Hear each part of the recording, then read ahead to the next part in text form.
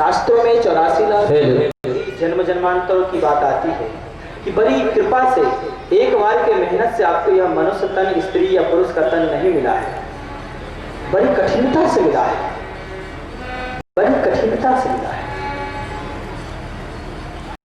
बड़े भाग्य मानुष तन पावा। इस मनुष्य तन में वो पावर है कि मनुष्य ब्रह्म को साक्षात दर्शन रूप में पाता है, अर्थात भगवान का साक्षात दर्शन करता है। तो देवताओं को भी दुर्लभ है, इस तन के माध्यम से पारब्रह्म परमेश्वर के परम लोक को मानव जाता है, जो देवताओं को भी दुर्लभ है। ऐसा वेद पुराण संत और अनुभवी महाज्ञानी लोग भी कहते हैं। बोलिए श्यावर रामचंद्र जी की। और रामायण तो है, रामायण है, रामायण तो कहती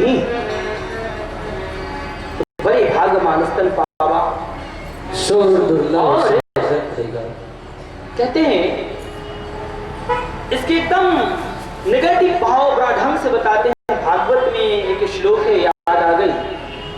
प्रहलाद जी कहते हैं कि दुर्लभो मानुषो देहो देहिनाम छंदंगुरः, कि दुर्लभो मानुषो देहो देहिनाम छंदंगुरः, कि मानव तन दुर्लभ तो है ही है। प्रहलाद जी कहते हैं कि मानव तन तो दुर्लभ ही है, लेकिन साथ साथ क्षणभंगुर भी है। क्या है? इस बात को भी ना भूले कि क्षणभंगुर भी है, सदा रहने वाला ये नहीं है। इस तरह से संतवाणी में कहा गया, पानी के रात खुदा मानुष की जा,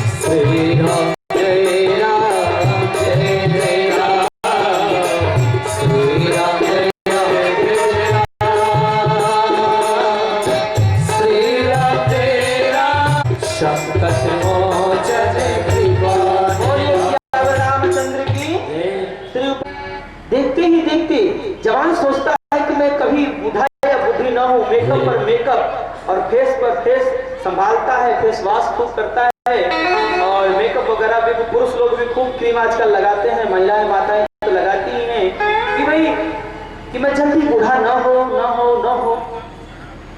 लेकिन देखत ही छुप जाते हैं जैसे तारा प्रभात। कोई नहीं चाहता कि जल्दी मैं बूढ़ा हो जाऊं, सब लोग चाहते हैं कि मेरे चेहरा पर एक तेज पुंज और सुंदरता निखरी रहे, बनी रहे। लेकिन देखते देखते देखते देखते बुढ़ारी आ जाती है। अर्थात जो ये बना है एकदम कसाकस के, जवानी में जो शरीर ये धीरे धीरे ढल जाता है, लुढ़क जाता है, मांस अपने जगह से हड्डियों को छोड़कर घिसकने लगता है, घिसकते घिसकते इतना घिसकता है कि अंत में उसे पृथ्वी के तर तक जाना पड़ता है। फिर भी मानव अपने भोग ऐश्वर्य और सुंदरता के चक्र में और माया मोह के चक्र में परे ही रहता है। इससे आगे की जो तत्व है उसे जानकर भी अनजान बनता है। इसे ही आकर संत जी परमात्मा की विशेष अनुकंपा से समाज में अलग जगह है। बोलिए श्यावर रामचंद्र जी की जय, श्री हनुमान जी महाराज की जय। तो इस विषय में एक छोटी सी कथा कहते हैं, दृष्टांत देते हैं, समझाते हैं, हो सके आप अच्छा से समझ पाएंगे इस बात को। बोलिए श्यावर रामचंद्र जी जय। एक संत जी बड़े ही योगी, साधक और विद्वान थे। समय से पहले उन्होंने जीवन को संभाल लिया था, ब्रह्म तत्व को अच्छी प्रकार से जान लिया था, इसलिए वो जीवन में आए थे। उन्होंने समय अनुकूल पा लिया। वो चाहते थे कि मेरे जो शिष्य भक्त हैं, मुझसे जो जुड़े मिले हुए हैं, वो भी पा जाए, समझ जाए। उपदेश करते थे, समझाते थे, बताते थे और उनकी यह कोशिश भी रहती थी कि मैं बोल के साथ साथ मैं अनुभव के साथ संसार में सांसारिक कुछ वैज्ञानिक विचारों के आधार से दृष्टांत दे देकर समझाने का प्रयास करें। तो इस तरह से उन्होंने समझाया, जरा ढंग से आप इस बात को सुनेंगे। उनके एक शिष्य थे, बहुत बड़े सेठ थे, बहुत बड़े अरब खरबपति थे, बहुत उनके पास संपत्ति था। उनका जो सर्किल था, उनके जो परिचय के जो लोग थे, वो बहुत बड़े बड़े धनाढ्य लोग थे। उनके यहाँ परिपाटी के आधार पर, प्रचलन के आधार पर वो बना रखे थे कि किसी किसी खास तिथियों पर, समय पर फंक्शन करते थे। अपने जन्मदिन पर भी खास फंक्शन करते थे वो। तो जन्मदिन पर वो खास जब फंक्शन किए, उसमें अपने सारे इष्ट मित्र दोस्तों को तथा उनके अपने बिजनेस से जुड़े हुए साथियों को इनवाइट किया, बुलाया, आमंत्रित किया, आमंत्रित किया। उसमें गुरुजी को भी आमंत्रित किया। गुरुजी को कहा, गुरुजी आप भी आशीर्वाद देने मेरे जन्मदिन पर आ जाए। गुरुजी के लिए आदर सहित गाड़ी भेजा, गुरुजी को बुलाया। गुरुजी आए तो कहा, सब तो कुछ ना कुछ उसे गिफ्ट करेगा, तोहफा देगा, हैप्पी बर्थडे टू यू कहेगा। तो हमको भी करना चाहिए, उसको आज आशीर्वाद देना चाहिए कि भाई तुम्हारा जन्म धन्य है। लेकिन मेरा कर्तव्य है कि धन्यता को पहचानवाने के लिए, कम से कम किस लिए धन्य है उसे तुम पहचान सको। इस भाव में गुरुजी एक खूब सुंदर, बहुत सुंदर उजला और सफेद मूर्ति लाए। कैसा मूर्ति? उजला और सफेद, बहुत सुंदर मूर्ति, बहुत ही सुंदर। और बोलिए श्याम रामचंद्र जी की बहुत सुंदर मूर्ति जो है सो लाए। सब लोग गिफ्ट कर रहे थे। तो गुरुजी के हाथ से जो गिफ्ट मिला, जो तोहफा मिला, सबसे आदर पूर्वक इसको लिया। इसमें कोई दो मत नहीं। बड़ा गुरुजी को सम्मान करता था, बड़ा मानता था, इस भाव से मानता था। रामायण में कहते हैं, राम जी की मोते अधिक गुरु जी जानी, कि मुझसे भी अधिक अगर तुम गुरु का सम्मान करते हो, जरूर मैं कुछ मिलूंगा, जरूर मेरी कृपा होगा। इस प्रकार से बड़ा भावपूर्वक गुरु जी का चीज जो तोहफा था उन्होंने लिया। गुरु जी ने कहा कि देखो बेटा, एक आदेश है, इसे तुम खोल करके और एक खूब सुंदर टेबल पर, जितना अच्छा हो सके और सफेद टेबल हो, अच्छा हो, उस पर इसे डालना और फंक्शन में लगा रहना, एक दूसरे का स्वागत भी करते रहना, बातचीत करते रहना। बीच बीच में हर 5-10 मिनट पर तुम जरा इस मूर्ति को भी देखते रहना। क्या करना? इस मूर्ति को भी देखते रहना।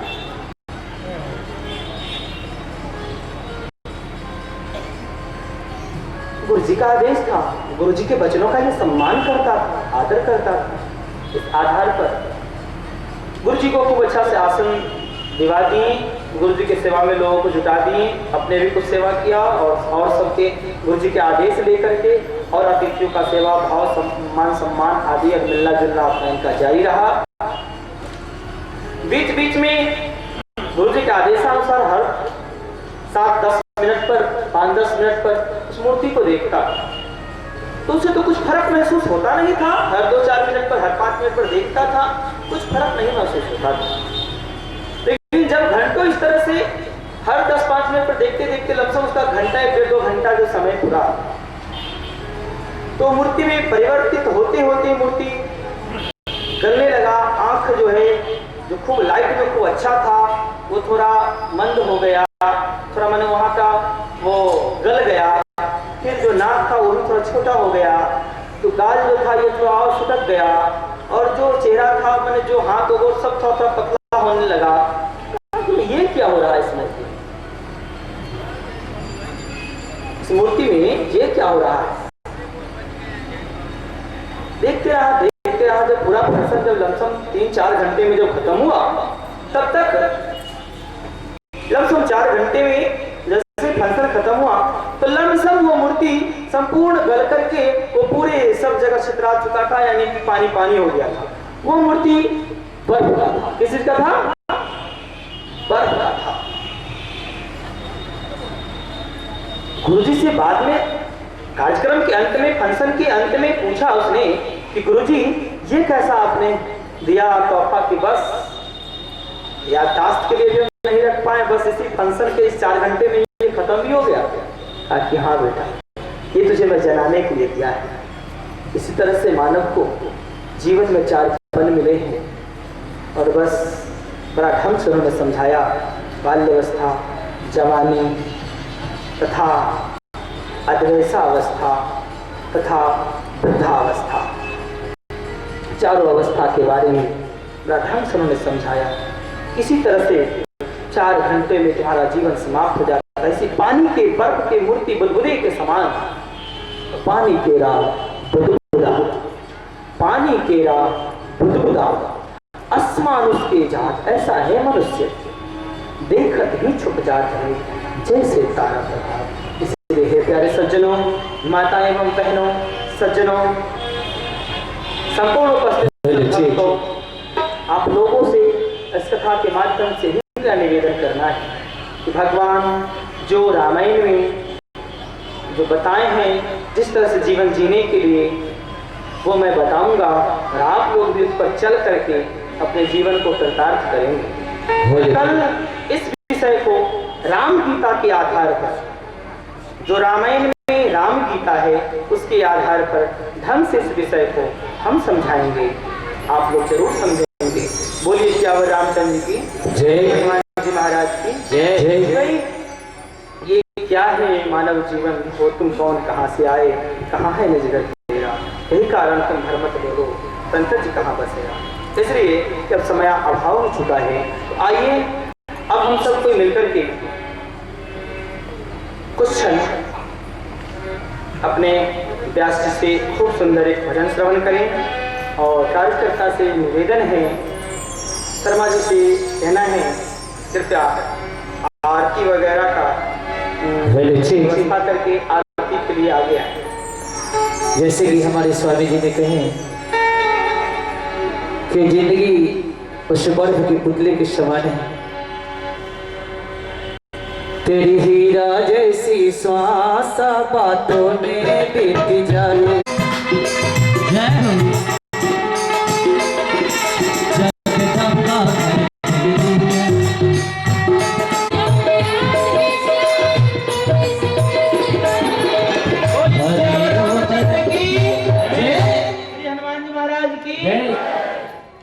सब कोई भगवान से प्रार्थना करेंगे। जय के बाली श्री गिरिवारिका पे जाके बल से गिरिवारिका पे रोके दोषी जाके निकटे झापे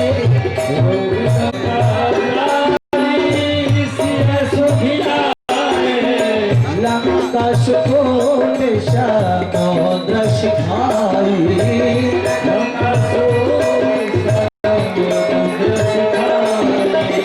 जाते कवाने शुद्धे तारे नलाई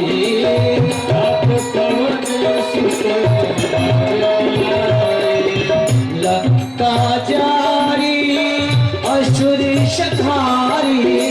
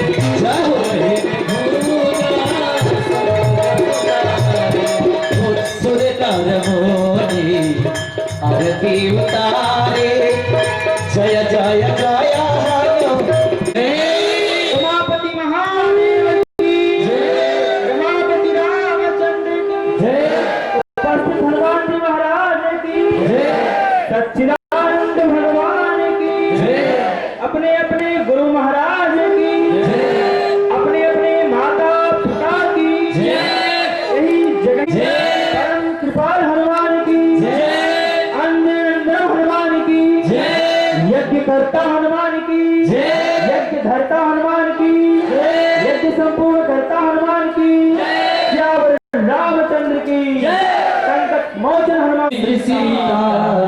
धर्म की जय हो, धर्म की जय हो, अधर्म का नाश हो, अधर्म का नाश हो, प्राणियों में सद्भावना हो, प्राणियों में सद्भावना हो, कल्याण हो, कल्याण हो, गौ माता की रक्षा हो। महाराज की श्री गणनाथ जी महाराज की श्री गणनाथ जी महाराज की भक्तों आप लोग अच्छे से दिन का प्रथम दिन था। हम लोगों को भी लगातार निरंतर 15-20 दिनों से लगे रहने के बाद आज आप लोगों के समक्ष ये पंडाल तैयार हो सका। और चूंकि कल यहाँ कुछ सरकारी कार्यक्रम होने की वजह से आज थोड़ा अव्यवस्था हो गया था। हम लोग अनुरोध करते हैं कि कल से आप सभी भक्तवृंद कथा श्रवण करने के लिए ठीक 3 बजे पंडाल में पधारें। और तमाम भक्तवृंदों से आग्रह है, सेवा साधना समिति के तमाम कार्यकर्ता आपकी सेवा में सदैव तत्पर हैं। और राम कथा के श्रवण के पश्चात आरती को ग्रहण करें और प्रसाद को हमारे वॉलेंटियर्स आपके बीच प्रसाद वितरण करने के लिए दोनों गेट पर उपस्थित हैं। प्रसाद लेने के पश्चात ही घर की ओर प्रस्थान करें।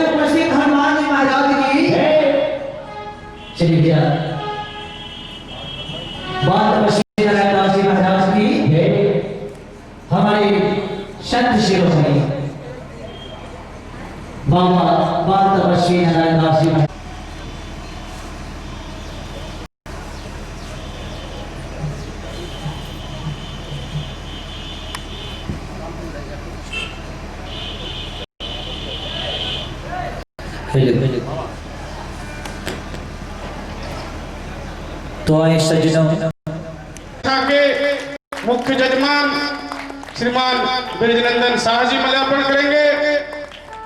उसके बाद साधना समिति के मुख्य संयोजक श्रीमान जयप्रकाश मुदड़ा जी माल्यार्पण करेंगे महाराज श्री का। श्रीमान उत्कर हेमरम जी पूर्व विधायक चाईबासा माल्यार्पण करेंगे महाराज श्री का। श्रीमान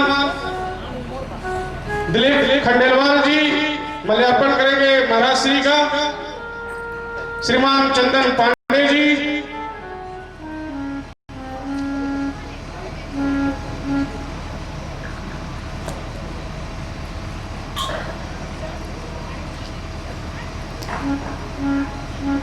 श्रीमान अजय झा जी माल्यार्पण करेंगे सपरिवार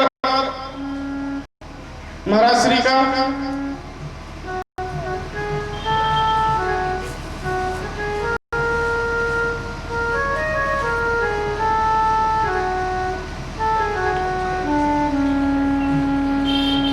श्रीमान दिलीप शर्मा जी सपरिवार माल्यार्पण करेंगे महाराज श्री का।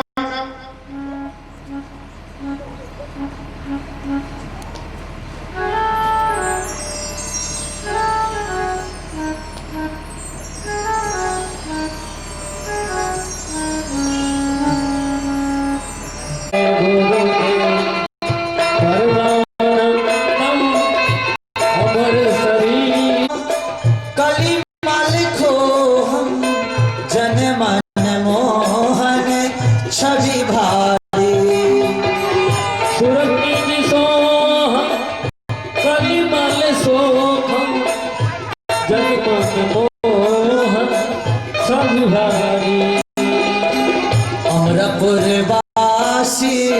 सब सुख राशि सदा एक राशि निर्विकारी। पूर्वासी सब सुख राशि सदा अलख फकीरा अवतारी। अनुभव मेरा पति के धीरा अलख फकीरा अवतारी। योगी द्रष्टा त्रिकाल द्रष्टा केवल पदयानंदकारी।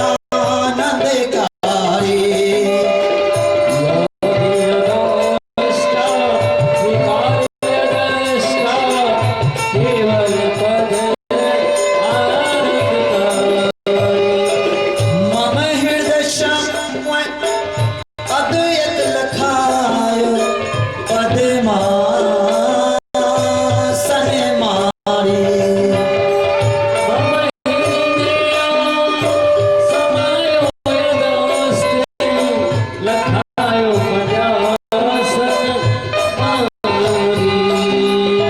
श्री परमहंस स्वामी अंतर्यामी है बरनामी संसारी।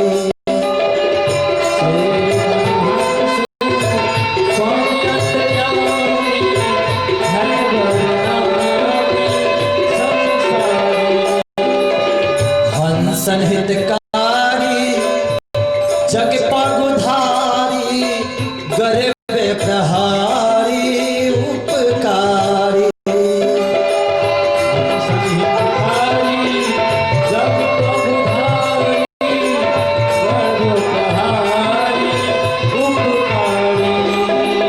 सत्य पंच चलायो भरम मिटायो रूप लखायो छवि भारी।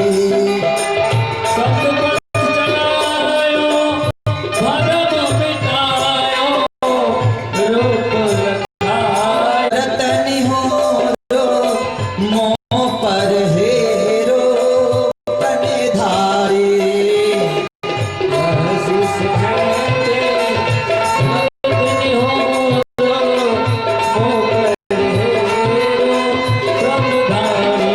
ओम जय गुरुदेव परमानंदम अमर शरीरम अविकारी।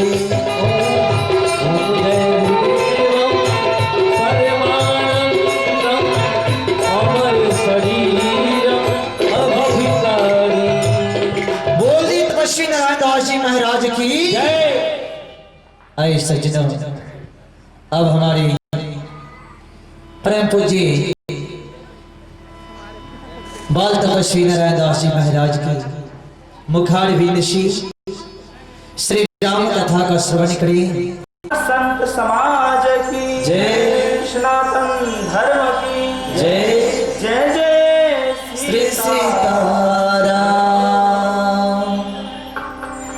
हमारे प्यारे सज्जनों, माताएं एवं बहनों, उपस्थित समस्त भक्तों, श्रद्धालुओं, जिज्ञासुओं, ज्ञानियों, सभी संप्रदाय के मतावलंबियों, ब्रह्म विचारकों, परमात्मा की जब जब मानव पर विशेष कृपा होती है तब ही मानव सत्संग में या श्री हरि कथा में भाग लेकर के, सत्संग श्रवण करके, श्री हरि कथा श्रवण करके अपने जीवन को कृतार्थ करता है। बड़ा अच्छा रामायण में एक चौपाई आया। कल जो हम लोग प्रसंग जहां तक छोड़े थे प्रश्न करके, उसको हम आज उठाएंगे, चलेंगे। लेकिन इससे पूर्व मेरे मन में एक बात आई कि जो सत्संग हम लोग करते हैं, सुनते हैं, पढ़ते हैं, उसके प्रति थोड़ा दो शब्द कुछ जाने। हाँ, बात यही है कि 3 बजे से जो होना था वो 3:30 हो रहा है ना।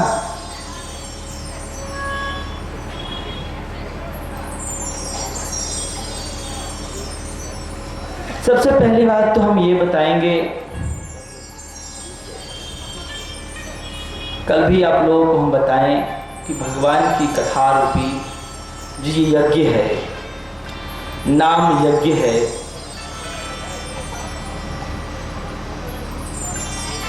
ऐसे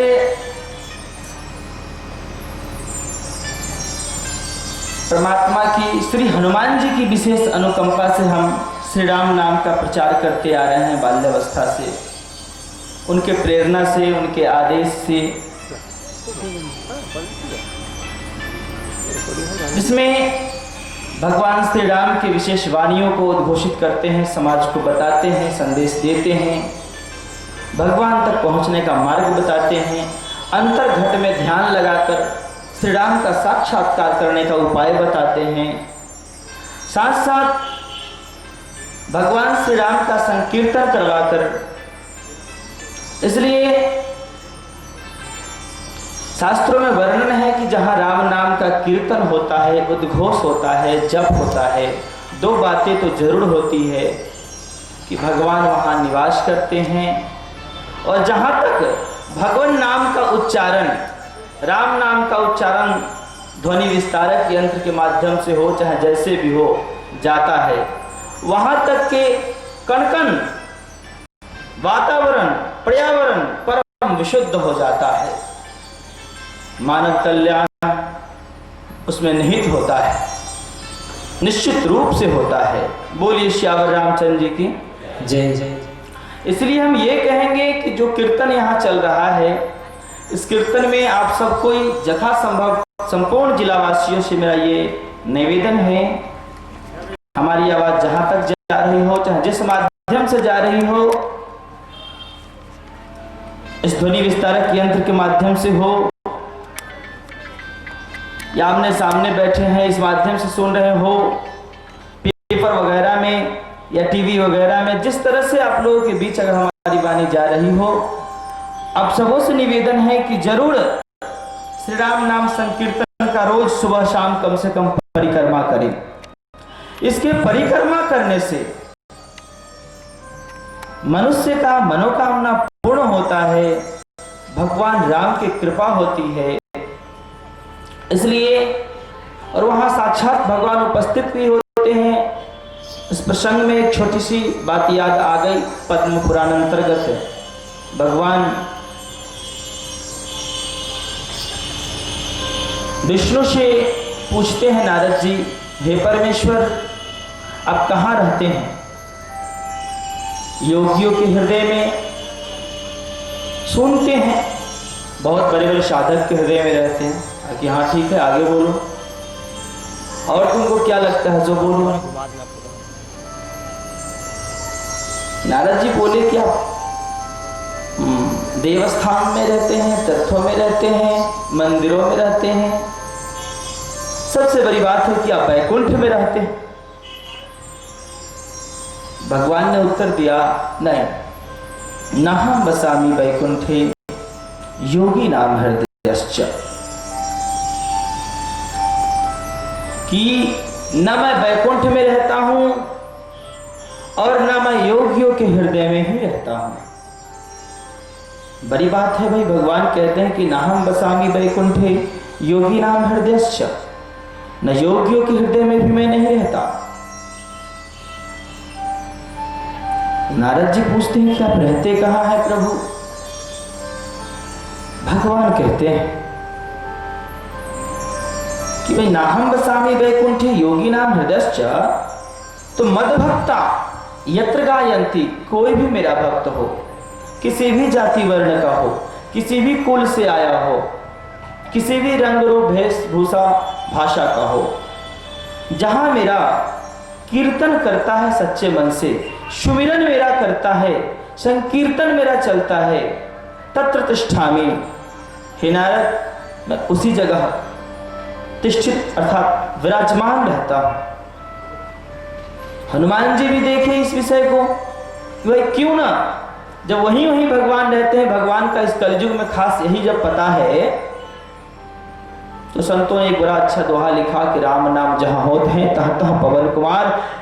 हनुमान जी को कहाँ खोजा जाए, तो राम नाम जहां संकीर्तन होता है वो वहीं मिलते हैं, वहां जाकर उनकी साधना करने से या सुमिरन करने से वो बड़ा जल्दी कृपा करते हैं। इसलिए वाल्मीकि रामायण में ये श्लोक आती है कि यत्र यत्र रघुनाथ कीर्तनम, यत्र यत्र रघुनाथ कीर्तनम तत्र तत्र कृतमस्तकांजलिम वाष्पवारि परिपूर्ण लोचनम मारुति नमति राक्षसांतकम। कि जहां जहां भगवान श्री राम की कथा और संकीर्तन होती है, नामोच्चारण होता है, वहां वहां हनुमान जी उपस्थित रहते हैं और उस कीर्तन के ताल लय पर मगन रहते हैं। कीर्तन इतने मगन होकर वो श्रवण करते हैं कि वाष्पवारि परिपूर्ण लोचनम, हनुमान जी के आंखों से प्रेमा अश्रु आते रहता है। परिपूर्ण लोचनम, वाष्पवारि, भावपूर्वक, इतने जैसे आंसू प्रसन्नता से भी आता है, भाव विभोर से भी आता है और दुख से भी आता है। इस सब में भक्ति से जो आंखों में आंसू आता है वो भक्ति की प्रकाष्ठा मानी जाती है हमारे सदग्रंथों में। भक्ति के कारण भगवान के कीर्तन में और भगवान की कथा में, भगवान के नामोच्चारण में या उनके सुमिरन में या उनकी वार्तालाप कहीं चले उसमें भाव विभोर होकर अगर आंखों से आंसू आता है, ऐसे साधक हमारे समाज में परम धन्य हैं और हमारे भी वो वंदनीय है, वो जगत वंदनीय है। बोलिए श्यावर रामचंद्र जी की जय, श्री हनुमान जी महाराज की जय। तो हनुमान जी इसमें सबसे प्रथम है कि वाष्पवारि परिपूर्ण लोचनम मारुति नमत राक्षसांतकम, और एकदम सर नवाए परिपूर्ण लोचन से गदगद भाव में एकदम विभोर रहते हैं।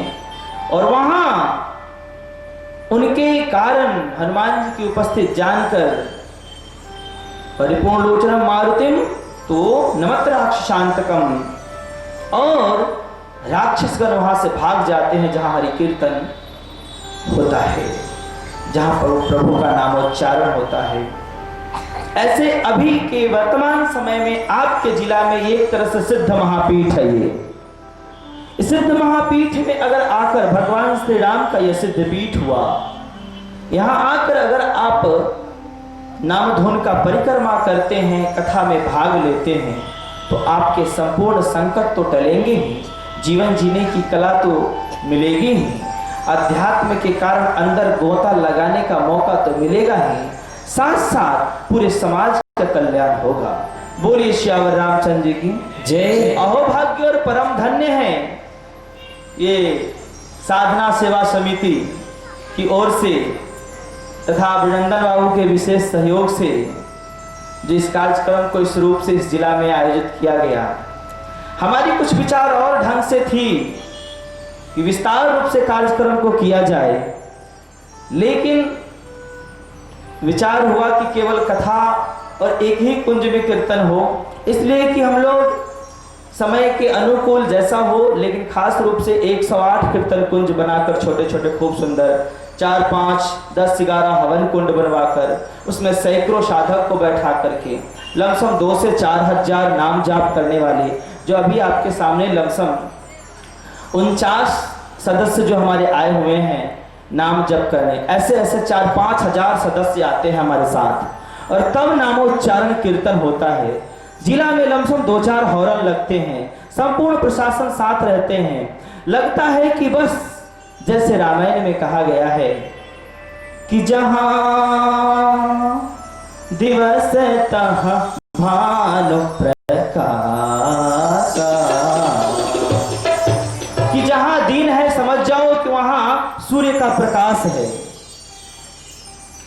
जहां राम तहाँ, जहां राम है वहीं अवध निवासु। अर्थात जहाँ पे राम नाम कीर्तन होता है वही अयोध्या है। अर्थात उस महायज्ञ से लगता है पूरा जिला अयोध्या बन गया। क्या बन गया? लेकिन वृंदावन बाबू ने कहा कि एक बार लोगों से आप परिचय कम से कम कर लीजिए इस समाज से आकर के, उसके बाद तब आगे जैसा सोचिएगा सरकार वैसा होगा। उन्होंने कहा चलिए ठीक है। बोलिए श्यावर रामचंद्र जी की जय। श्री हनुमान जी महाराज की जय। जय जय श्री सीताराम। और इस कार्य को लमसम हम 10-12 वर्ष की अवस्था से ही आरंभ कर दिए।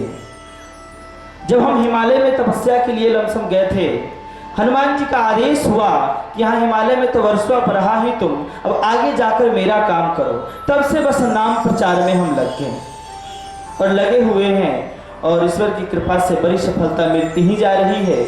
और हमें लगता है यहाँ के सहयोग से आगे और अच्छा से कार्यक्रम होने का संभावना है निश्चित। बोलिए सियावर रामचंद्र जी की जय। श्री हनुमान जी महाराज की जय।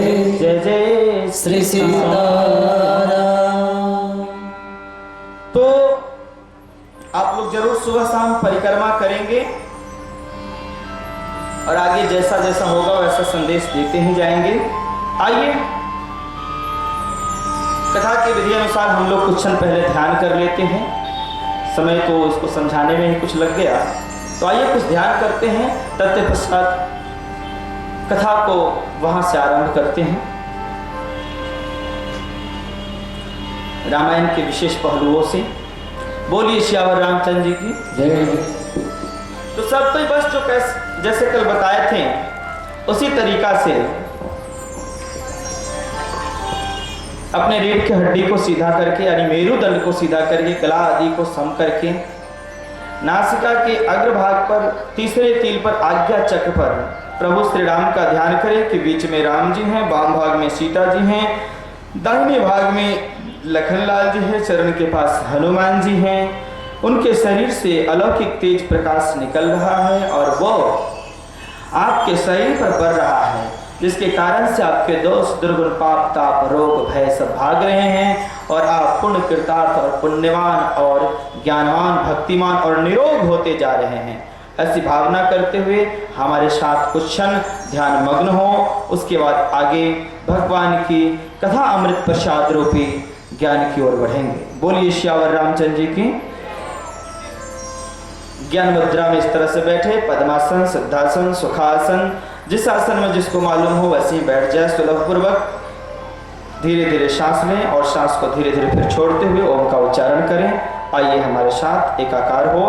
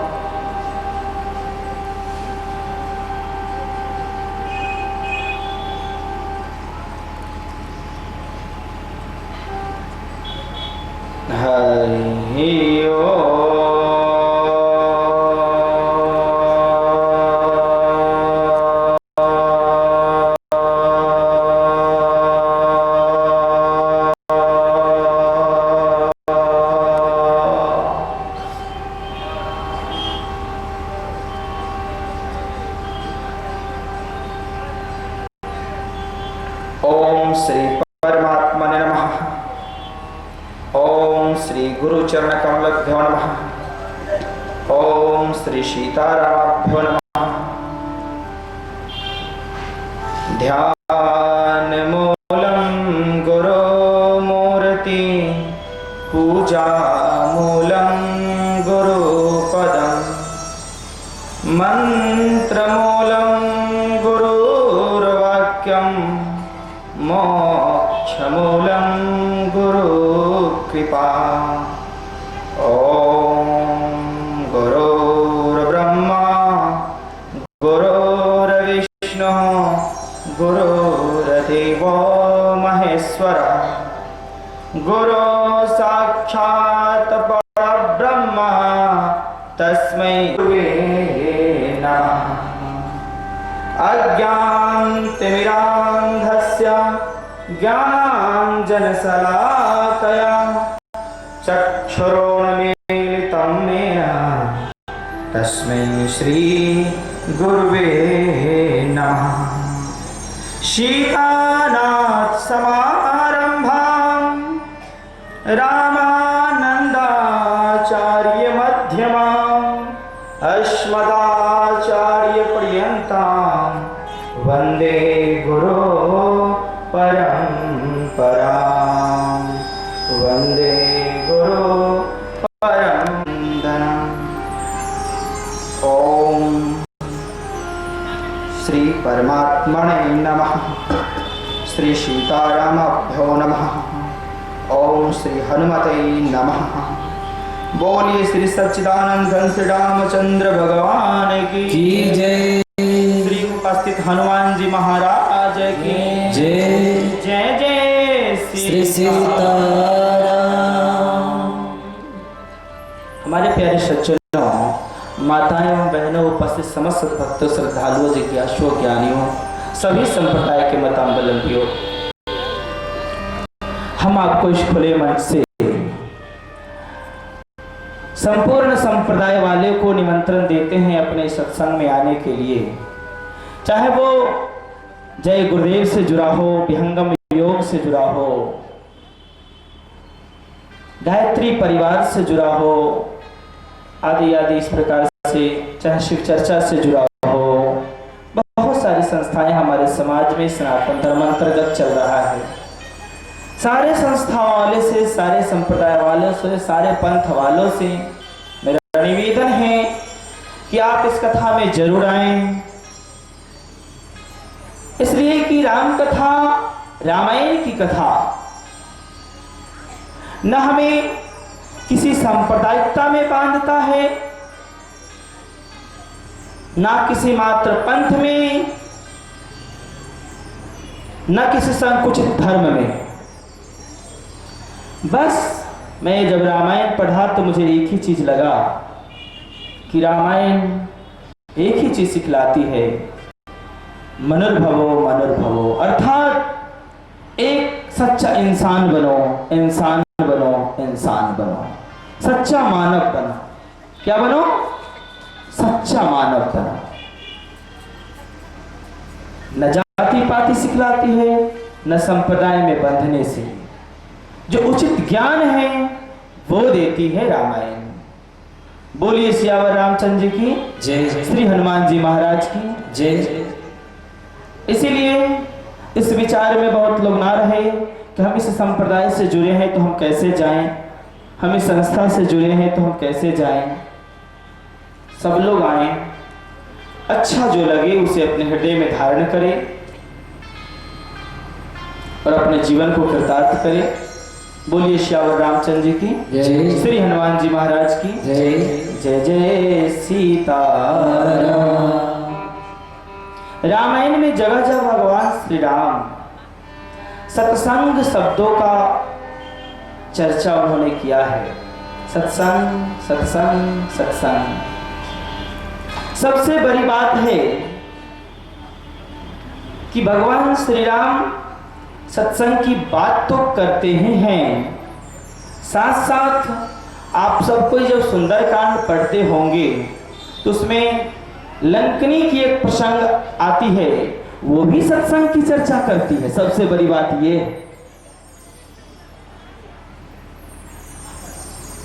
कि उस दोहा को लमसम आप लोग खूब ढंग से जानते होंगे। तात स्वर्ग अपवर्ग सुखा धारिय तुलाय कयम तूल न ताहि सकल मिली सुख लो सत्संग प्राणी, जो सुख लो सत्संग। बड़ा सुंदर वर्णन करते हैं तात स्वर्ग। तात में हे प्रिय, स्वर्ग, स्वर्ग का अर्थ होता है संपूर्ण सुख आदि से समन्वित, संपूर्ण वैभवों से युक्त, मनचाही कामना मनचाही सुख देना। इसलिए स्वर्ग में हमारे सदग्रंथों में दो चीज का खास वर्णन है, कल्पतरु और कामधेनु। कल्पतरु का अर्थ होता है जो वो एक वृक्ष है, उस वृक्ष के सामने बैठकर जो इच्छा करो वो मिलेगा, अर्थात यानी कल्पना करो, मनोकामना करो वो मिलेगा। और कामधेनु गैया माँ, जो जिस गौ माता की सेवा अगर किया जाए, उनसे जो मांगा जाए वो सुख मिलता है। बोलिए श्यावर रामचंद्र जी की जय। तो तात स्वर्ग, जरा गौर से इस बात को श्रवण करें, समझे। तात स्वर्ग, स्वर्ग अपवर्ग, अपवर्ग का अर्थ होता है वैकुंठ। तात स्वर्ग अपवर्ग कि एक तराजू में स्वर्ग का और वैकुंठ का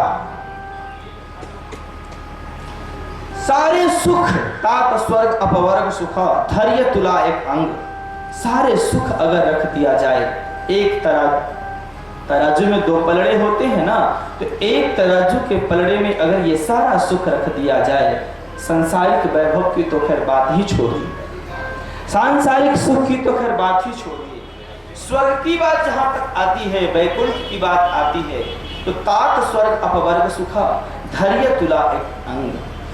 तो फिर भी अगर सत्संग का सुख, सत्संग का आनंद, सत्संग का पुण्य अगर एक पलड़े पे रख दिया जाए, तो जितने भी पुण्य हैं, जितने भी स्वर्ग आदि के सुख है, जितने भी सब कुछ है, सत्संग रूपी पुण्य के सामने सब हल्का पड़ जाएगा। अर्थात कि सत्संग वाला पलड़ा का अगर पुण्य अगर एक पलड़े में रखा जाए तो वह नीचे दबेगा, तो नीचे वही पलड़ा दबता है जो भारी होता है, और जो हल्का पड़ जाता है वो उठ जाता है ऊपर की ओर। उस तरह से तो धैर्य तुला एक अंग, तुलनता ही सकल मिली। खास बात है जो लव सुख सत्संग, वो थोड़ा भी अगर सच्चा सत्संग मिल जाए, थोड़ा भी अगर सच्चा सत्संग मिल जाए, भाई सच्चा सत्संग, सब तो सत्संग ही करते हैं भाई, तो सच्चा सत्संग क्या है? सब तो सत्संग ही करते हैं, इसमें कोई दो मत नहीं है कि नहीं। जितनी कथा होती है हमारे समाज में, एक पर एक आचार्य, एक पर एक विद्वान, एक पर एक संत है, महाप्रकांड विद्वान है, सब तो भाई सत्संग ही करते हैं। लेकिन उस सत्संग का वर्णन है कि बस वहां क्या हुआ था मात्र कि जब भगवान श्री हनुमान जी लंका में समान रूप मच्छर के समान छोटा सा रूप धारण करके जब प्रवेश कर रहे थे लंका में, देखे कि भाई ये गेट तो बंद है, हम कैसे प्रवेश करें। देखे कि यहाँ लघु रूप धारण करके ही प्रवेश कर किया था। जब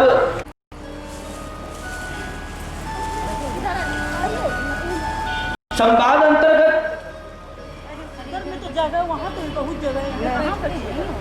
जब लंकनी ने अंत में ये कहा कि देखो तुम जो भी हो, पहले तुम तो मेरे आहार बनोगे, उसके बाद जाना तुम।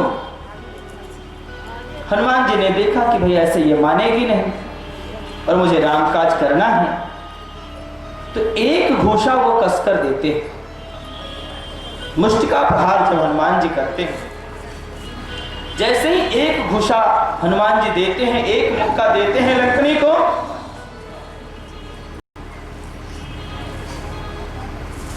लंकनी ढनमना की गिरती है, मुख से खून आता है। खून का जब वमन होता है, क्षय होता है, लंकनी कांपते और थरथराते हुए उठती है, कहती है कि आप कौन हैं, हम पहचान गए। आप कौन हैं, हम पहचान गए और मेरा अब कल्याण हो गया। आपसे मेरा सत्संग होकर मेरा कल्याण हो गया। क्या हुआ? जरा सोचे, वहां कोई खास संवाद नहीं है। बस एक घूसा एक ही क्षण लगा होगा, ज्यादा देर नहीं लगा होगा। उतनी ही देर में वो कहती है कि मुझे सत्संग मिल गया। सोचने वाली बात है भाई। नहीं देर में कहती है कि मुझे सत्संग मिल गया और लंकनी ही इसे दोहा को कहती है, तात स्वर्ग अप वर्ग सुखा धरिय तुलायक तुलन ताहि सकल मिले जो सुख लो सत्संग। कि भाई सारे स्वर्ग वैकुंठ और जगत की सारी सुख, सृष्टि की सारी सुख एक तराजू पर रख दिया जाए और एक तराजू पर सत्संग का सुख, तो ज्यादा सत्संग का सुख होगा। क्या आनंद है, क्या बात है वहां। तो मैंने जो अनुभव किया वो मैं आपको बताता हूं। अर्थात हनुमान जी अपने जीवन में पूर्ण ब्रह्म को पा चुके थे। संत नहीं, रामायण में हनुमान जी को संता कहा गया है। अर्थात संतों में भी पूर्ण श्रेष्ठ, बहुत ही श्रेष्ठ, खूब श्रेष्ठ। कि अब महे भाव भरोष हनुमंता बिनु बिन हरि हरि कृपा मिलहि नहीं संता। संत नहीं, संता। वो भक्तों में शिरोमणि है, संतों में शिरोमणि है, ज्ञानियों में शिरोमणि है। कि ज्ञानी नाम अग्रगण्यम सकल गुणनिधानम वानराणाम अधीशम। अर्थात हनुमान जी भगवान श्री राम का साक्षात्कार पूर्ण रूप से, माइक रूप से नहीं, माया रूप से नहीं, ब्रह्मत्व रूप से। इसको थोड़ा ठीक करो।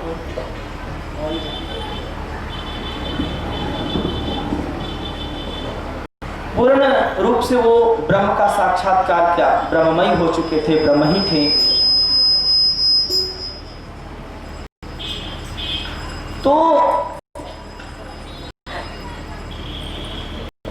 उन्होंने कहा, इससे हमने जो अनुभव किया कि जो व्यक्ति संसार में सत्संग करने वाले, कथा कहने वाले तो अनेक है,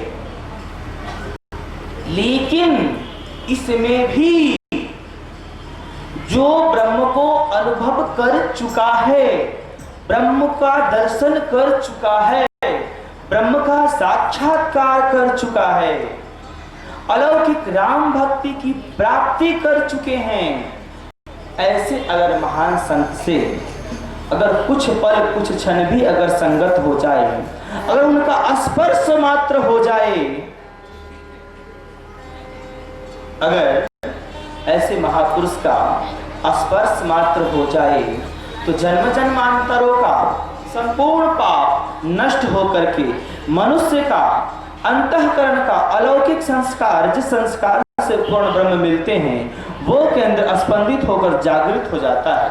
और मानव उसी क्षण कहता है कि वास्तविक में कि हमने वो धन पाया, सत्संग का वो पुण्य पाया, जिस तरह से मीरा जी बोली, पायो जी मैंने नाम रतन धन पायो जी मैं तो नाम रतन धन पायो।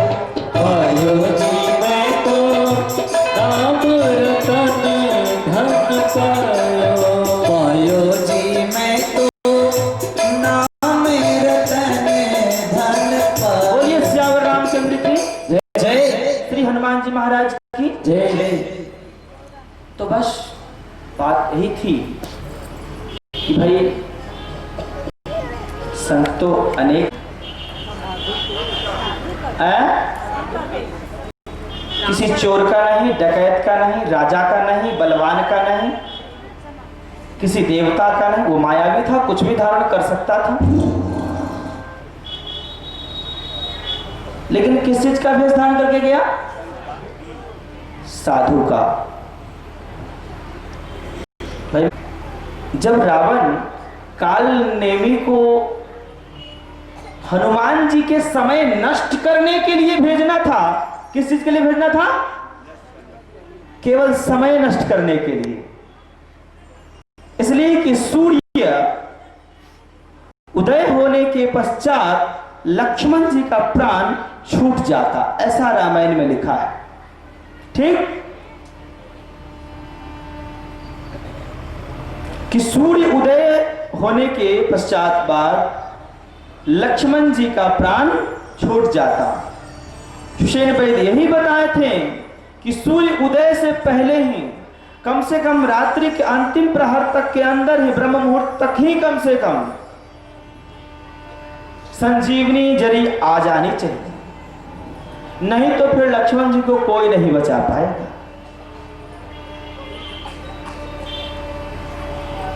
तो रावण मिशन बनाया हनुमान जी का समय ठगने के लिए। न वहां धन ठगना था, न रुपया ठगना था। क्या कुछ ठगना था? न किसी का इज्जत प्रतिष्ठा ठगना था, केवल वहां समय ठगना था। क्या ठगना था? अर्थात कि हनुमान जी का समय नष्ट कर दो किसी तरह, बात बात में उलझा कर। यम नियम संयम धारणा ध्यान आदि कुछ कुछ में फंसा करके अच्छी अच्छी बातें कहते कहते उसको समय नष्ट करना, ताकि लक्ष्मण जी का जब प्राण निकल जाएगा तो राम जी थोड़ा कमजोर निर्बल हो जाएंगे, उसके बाद विजय पाना आसान है। और कालनेमी जब राह में हनुमान जी जब जा रहे थे तो कालनेमी बीच राह में जो वो स्वांग रचा, साधु का वेश धारण किया, और ऐसे ही नहीं राम का ही भजन करने लगा, ब्रह्म के किसी दूसरे नाम का नहीं। भगवान श्री राम के अनेकों नाम हैं, लेकिन उसमें भी राम के ही नाम का भजन करने लगा,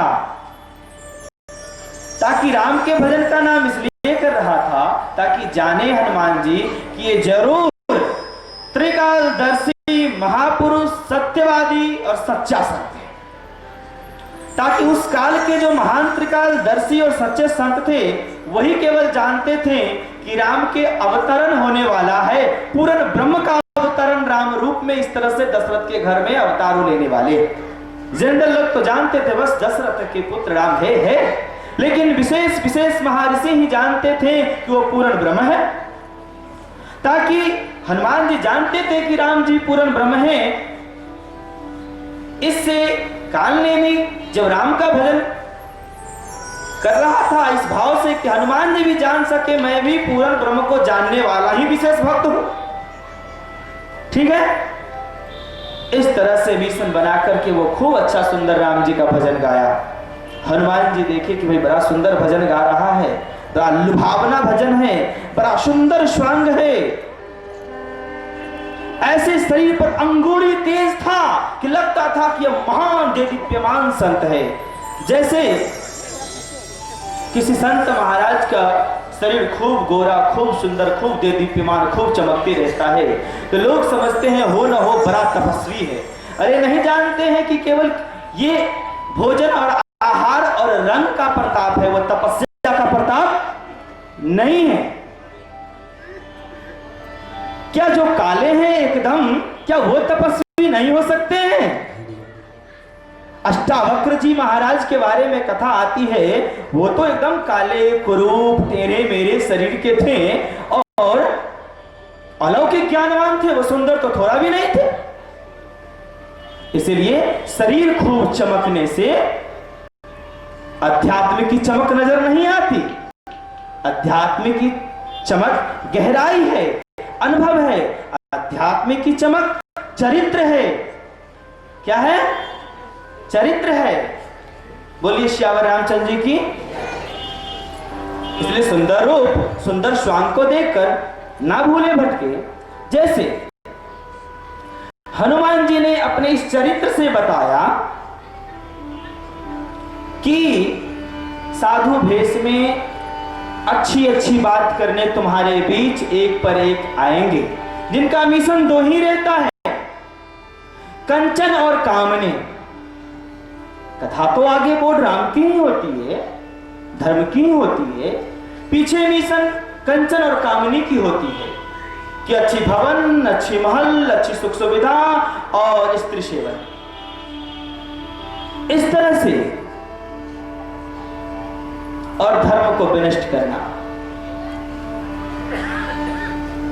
तो भाई संतों के बीच तुम जाओ, ऐसा नहीं कि उसके स्वांग के देकर मत जाओ, जाओ, क्या करो, जाओ, दर्शन करो, और अगर वो अनुभव करा देते हैं, राम का दर्शन करा देते हैं, तो उन्हें तुम गुरु मानना, उनके पास तुम अधिक समय देना। अगर वो अनुभव नहीं कराते हैं, वो दर्शन नहीं कराते हैं, तो फिर अगर तुम समय देते हो तो फिर उसी तरह से तुम्हारा भी समय नष्ट हो जाएगा।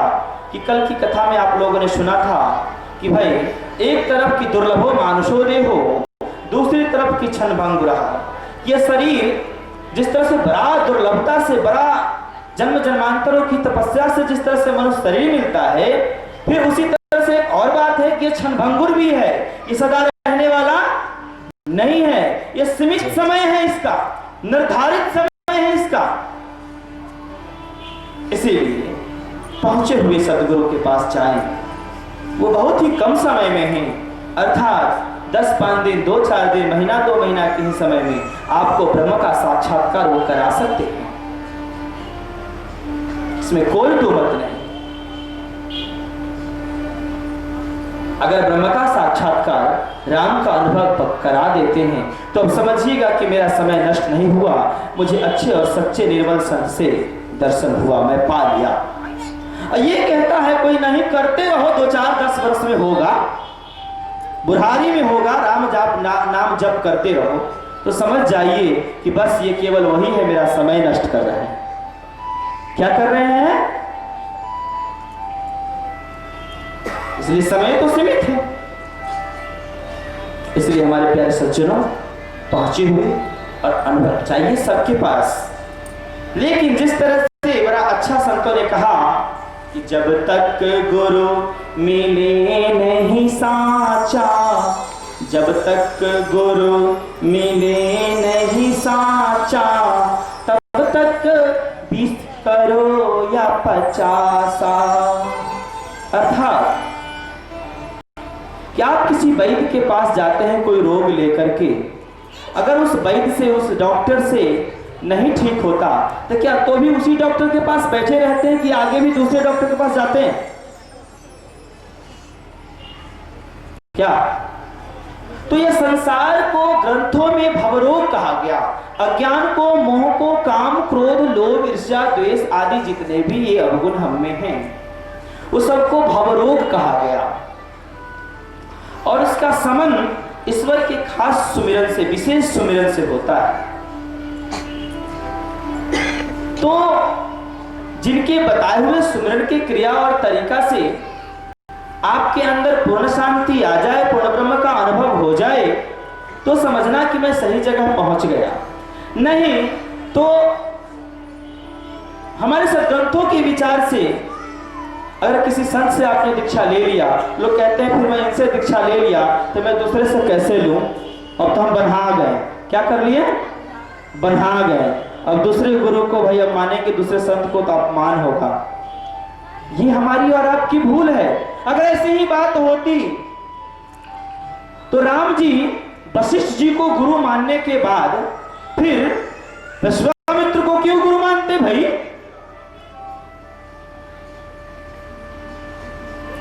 जो वशिष्ठ जी के बारे में नहीं,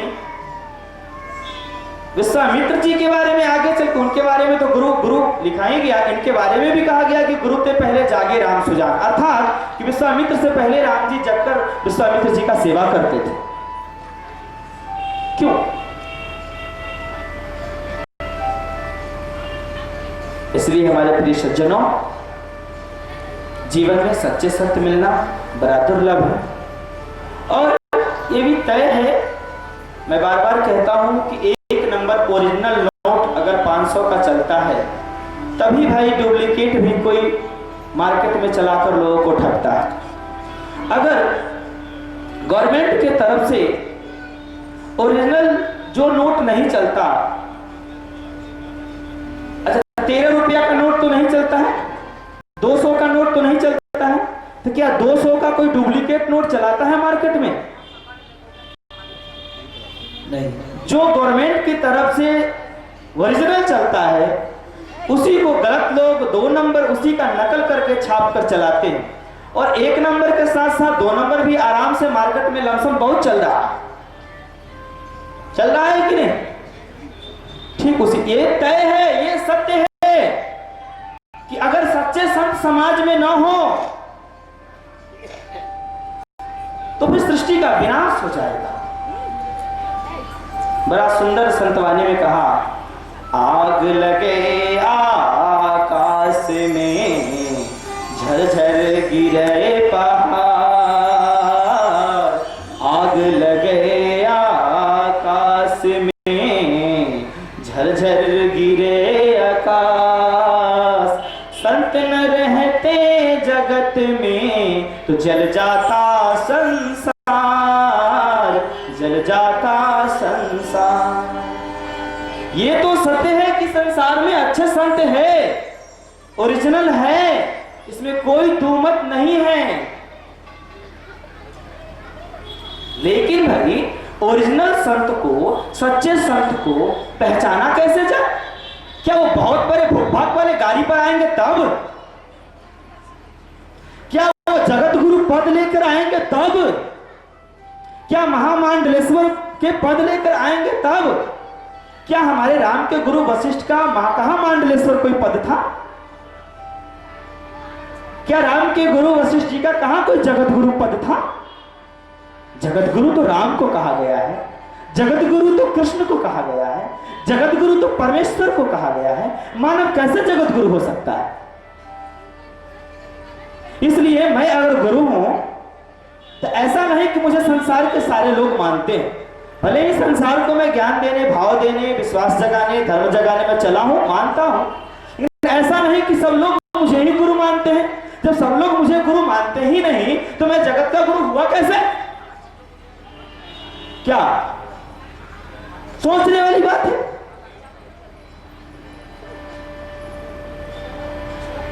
क्या? इसीलिए संत जीवन में भी नाना प्रकार की राजनीतियां चलती है। जैसे कहा गया है, धन होई तो साधु बौराई। अधिक धन होने के बाद साधु भी बौरा जाते हैं। यही बात लक्ष्मण जी ने कहा था राम जी से कि राज पद मिलने के बाद भरत भी बौरा गया है प्रभु। राम जी ने कहा कि अधिक धन होने के बाद बहुत से बड़े संत बौरा सकते हैं, खराब हो सकते हैं, विषयासक्त हो सकते हैं, अहंकारी हो सकते हैं, लेकिन भरत जी ऐसे संत कभी नहीं हो सकते। लक्ष्मण, भरत जी तो राम के ही रूप थे, साक्षात राम स्वरूप थे। इसलिए मेरा ये कहना है, कभी भी गुरु किसी को माने तो सच्चे संत को माने। सत्संग के माध्यम से ही सिखलाया जाता है। जैसे समाज में एक बात कही जाती है, पानी पियो छान के, गुरु करो जान कर। इस पर एक छोटी सी कथा याद आ गई है। बोलिए सियावर रामचंद्र जी की जय, श्री हनुमान जी महाराज की जय जय। एक राजा बहुत विद्वान था, वेदज्ञ था, राजा ही था तो बहुत धनवान था, सब सुख संपन्न था। लेकिन उसने सुना कि गुरु बिन भवन निधि, गुरु बिन भवन निधि तरहि न कोई, जो विरंचि संग कर सम होई। कि गुरु के बिना इस संसार से नहीं करा जा सकता, चाहे कोई भी हो। चाहे भगवान शंकर ही क्यों ना हो, वो ब्रह्मा के समान आदमी हो जाए, शंकर के समान तपस्वी योगी हो जाए। जैसे इस कथा को लोग नारद जी के प्रसंग में सुनते हैं कि नारद जी कभी दीक्षा नहीं लिए थे, तो भाई उनको दीक्षा लेना पड़ा, कैसे कैसे करके ये कथा आती है, प्रचलित कथा है। तो समय आने पर ये मैं आपको आगे बताऊंगा, लेकिन अभी मैं ये बताना चाहता हूं कि सच्चे संत को वो पहचानने का क्या तरीका निकाले थे वो राजा, कि गुरु को पहचानने की तरीका। ऐसे तो हम जब अयोध्या में थे तो एक सेठ जी आए, बहुत धनवान थे, कहें कि हमारे मन में लालसा है कि हम किसी संत को गुरु माने। क्या माने? गुरु माने। आप इस मठ में कुछ दिन से रहते हैं? हाँ, हम रहते हैं कुछ दिन से। यहाँ बहुत सारे संत हैं। हाँ, बहुत बड़े संत हैं, बहुत संत हैं, बड़े बड़े संत हैं। लक्ष्य में यहाँ सैकड़ों संत इस आश्रम में है, एक पर एक सब प्रकांड विद्वान सब है। ताकि आप बताइए, आप यहाँ पर रहते हैं तो यहाँ के बारे में ज्यादा जानते हैं, कि आप बताइए कि किस संत को गुरु माना जाए, किससे दीक्षा लिया जाए। बड़ी हमारी इच्छा है, इसलिए कि एक उस आश्रम में एक वृक्ष था आम का, उसी वृक्ष के नीचे बैठकर कुछ संतों के बीच हम 10-20 संत थे और भगवान की कुछ वार्तालाप सुना रहे थे। उसी बीच वो सेठ जी देखी कुछ अच्छी बातें चल रही है तो आकर बैठ गए। जब हमारी बारी समाप्त हुई तो वो हमसे ये पूछे थे,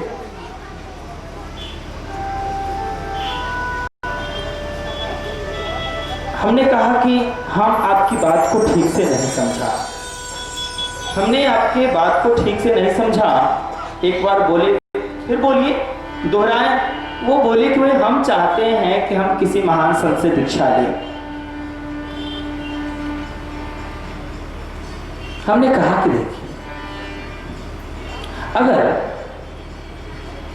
हमसे अगर पूछते हैं तो भाई सबसे महान मैं हूं। अगर मैं इसका उत्तर देने में सफल हो जाऊं कि कौन कितने गहराई में संत अगर पहुंचे हैं तो सबसे महान तो मैं ही हो गया।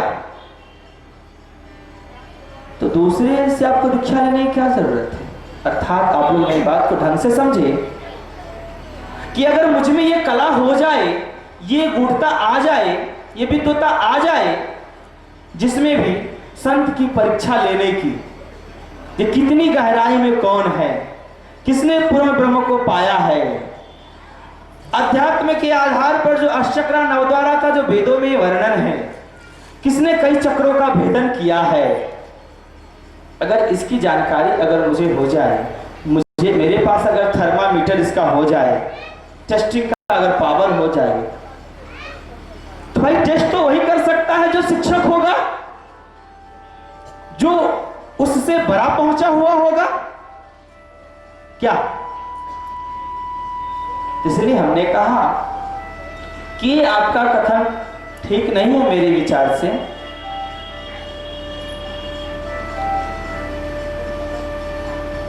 तो उन्होंने मुझसे पूछा कि क्या किया जाए, तो उनको हमने अपने ढंग से बताया जो शास्त्रों में वर्णन है। तो आइए फिर उस बात को हम आपको बताएंगे जो हमने अपने ढंग से बताया। पहले इस विचार को रखते हैं कि किस तरह से वो राजा एक सच्चे संत का परीक्षण का उपाय निकाला। बोलिए श्यावर रामचंद्र जी की। हो सके इस कथा को सुनने से, ये महारामायण की कथा है, एक ग्रंथ है महारामायण, जो वशिष्ठ जी इस विचार को रखते हैं राम के साथ।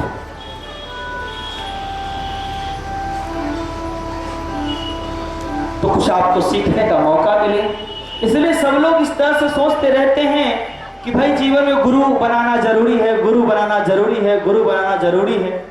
कोई आदमी ऐसा भी सोचते हैं कि मानव को गुरु बना लेते हैं तो भी भाई बाद में किसी गड़बड़ी के कारण उसमें अश्रद्धा प्रकट होती है तो पाप लगता है, बहुत सारी बातें उत्पन्न होती है। लेकिन आइए पहले इस विचार पर हम लोग पहले देखें कि राजा किस तरह किया। बोलिए श्यावर रामचंद्र जी की जय श्री हनुमान जी महाराज की। जय। और ये तो तय है कि गुरु के बिना वास्तविक में काम चलता भी नहीं। बोलिए सच्चिदानंद भगवान की जय। राजा की जब इच्छा हुई कि हम जीवन में गुरु वरण करें, बहुत दिन हो गया, विद्वान तो बहुत है, वेद कथा तो रोज सुनते हैं, पंडित जी को बैठवाकर कथा सुनते हैं, लेकिन आज अब मेरी इच्छा है कि मैं गुरु को चुनूं, गुरु से दीक्षा लूं। अब मैं क्या करूं? तब राजा ने एक घोषणा करवाया। वो राजा उस काल का सम्राट था, चक्रवर्ती राजा था।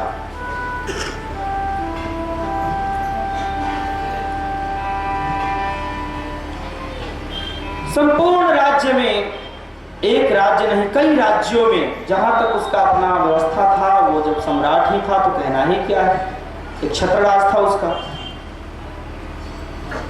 संपूर्ण जगह वो घोषणा करवा दिया कि महाराज का कुछ प्रश्न हैं, उस प्रश्न का उत्तर जो भी संत दे देंगे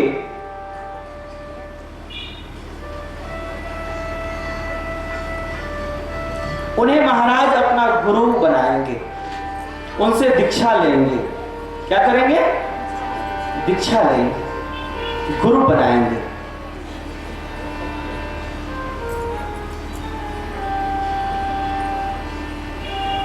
जो भी तरीका था घोषणा का, घोषणा संपूर्ण राष्ट्र में हो गया। एक पर एक विद्वान, पंडित, आचार्य, संत, विद्वान, एक पर एक वेशभूषा वाला, कोई संपूर्ण नंग धरंग, तो कोई एक लंगोटी पहने हुए, तो कोई पूरा जो है सो पूरे शरीर में नाना प्रकार के भस्मीभूत लगाए हुए, तो कोई जो है सो मैंने जटाजूट एकदम पूरे चरण तक, किसी का 2 मैंने हाथ, किसी का 10 हाथ का जटा, इस तरह से एक पर एक विलक्षण संत देखने को, दर्शन को होने लगे, आने लगे। राजा सबकी व्यवस्था किए थे कि भाई इस तरह से लोगों के रहने का सिस्टम है, और जो जैसे आए थे उस संत जी का, उस गुरु जी का उसी तरह से नामांकन होते चला गया। और प्रश्न करेंगे, फेरा फेरी, एक बार नहीं, फेरा फेरी, एक एक करके प्रश्न करेंगे।